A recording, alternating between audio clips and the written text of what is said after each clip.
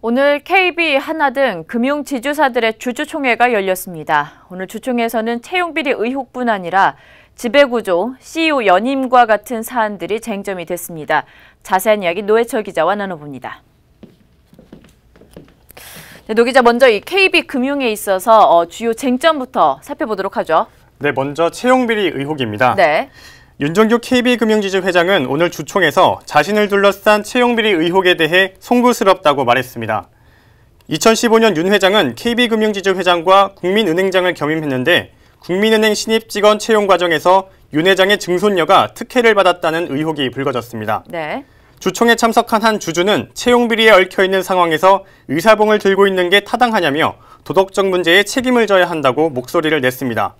이에 대해 윤 회장은 현재 진행 중인 검찰 수사에 성실히 응하고 있다면서 수사 결과를 지켜보면서 입장을 최대한 소명하겠다고 말했습니다. 네, 지난해 보니까 KB금융지주 노조가 노조 추천 이사제 도입을 하려고 했었는데 무산이 됐었습니다. 올해는 상황이 어떻습니까? 네, 말씀하신 노조 추천 이사제는 올해도 무산됐습니다. 네. 노조는 올해 권순원 숙명여대 교수의 사회이사 추천 안건을 추진했지만 출석 주식수 대비 찬성률이 4%대에 그쳤습니다. 발행 주식 총수 대비 25% 이상 출석 주주의 과반 이상 동의에 미치지 못한 겁니다. 네. KB금융 측은 권 교수에 대해 회사 내 검증 과정을 거치지 않은 후보가 사회이사로 선임되는 건 전체 주주가치 제고에 적합한지 판단할 수 없어 반대한다고 밝혔습니다. 이 밖에 오늘 주총에서는 공직자와 정당인 등 낙하산 인사를 배제하고 회장이 사추위에 참여하지 못하도록 하는 정관 변경안도 부결됐습니다. 네. 노조는 지배구조의 투명성을 높이기 위해 노조 추천 이사제, 전관 변경 등을 지속적으로 추진하겠다는 입장입니다. 박홍배 KB국민은행 노조위원장의 얘기를 들어보겠습니다. 국민연금 자체의 지침 내용에도 맞지 않고 KB금융지주 이사회 의견만 일방적으로 따라간 불합리한 의사결정을 했다라고 판단이 됩니다. 이 두 부분에 대해서 국회 토론회 등 좀 문제 제기를 통해서 공론화하는 작업을 진행을 하려고 하고요. 내년 정기주총에 대비해서 계속해서 지배구조 개선을 위한 투쟁을 진행을 할 예정입니다. 네, 비슷한 시간에 하나금융지주에서도 주총이 있었습니다. 보니까 김정태 하나금융 회장의 3연임 성공 여부에 관심이 좀 많이 몰렸었나 봐요.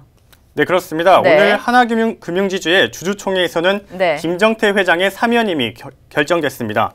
이로써 김 회장은 2012년 회장 취임 이후 2021년까지 9년 동안 하나금융을 이끌게 됐습니다.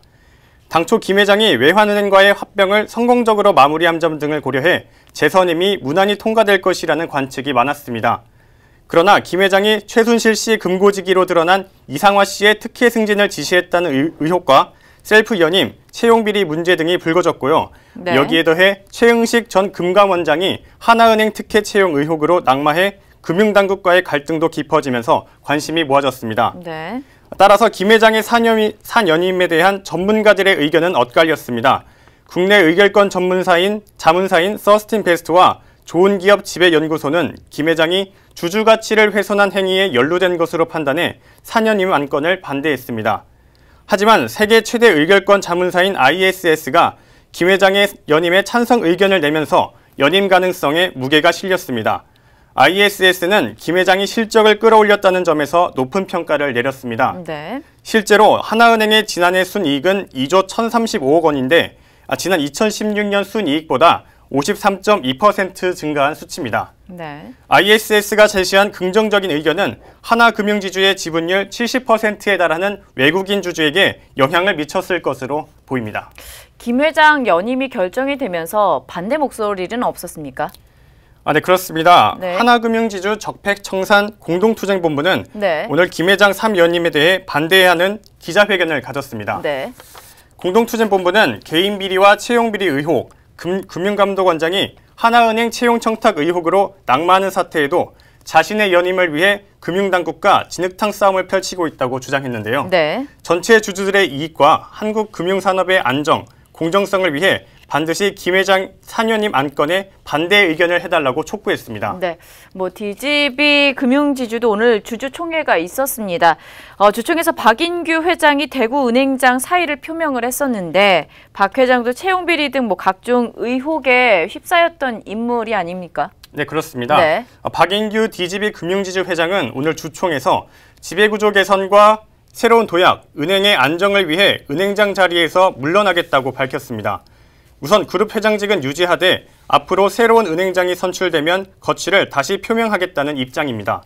박 회장이 행장직을 사임한 것은 채용비리, 비자금 조성 등 의혹에 대한 검찰 수사와 악화된 여론 등이 작용한 것으로 보입니다. 특히 채용비리의 경우 최근 검찰 수사 결과 30여 건의 비리가 추가로 드러났고 박 행장이 깊이 관여돼 있다는 의혹이 불거지고 있습니다. 네, 이렇게 해서 KB와 하나금융사 등 여러 가지 금융지주사들의 주주총회 현황 등 살펴봤습니다. 지금까지 노회철 기자였습니다.